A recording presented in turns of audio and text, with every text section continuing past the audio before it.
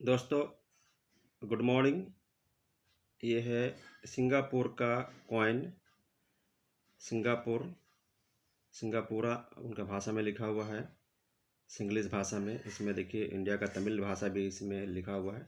1991 का ये सिक्का है और सिक्का के राइट में चाइनीज़ लिखा हुआ है और लेफ्ट में तमिल में, चूँकि इंडिया लोग तमिल लोग बहुत भरे हुए हैं। और ऊपर में सिंगापुरा मतलब वो सिंग्लिश भाषा है और नीचे में सिंगापुर लिखा हुआ वो इंग्लिश भाषा है। सिंग्लिश और इंग्लिश दो अलग अलग भाषा है।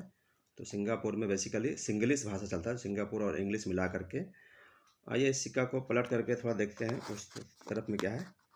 ये देखिए, ये सामने आया सिक्का हमारा।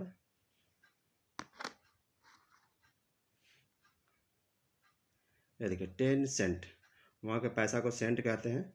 तो 10 सेंट का ये सिंगापुरियन डॉलर है। 100 सेंट का एक डॉलर होता है, तो 10 सेंट है ये। और इसके बारे में जानकारी आपको मैंने पेश किया सिंगापुर के। नेक्स्ट वीडियो में मैं आपको और भी कॉइन और करेंसी के बारे में बहुत सारी इन्फॉर्मेशन देता रहूँगा।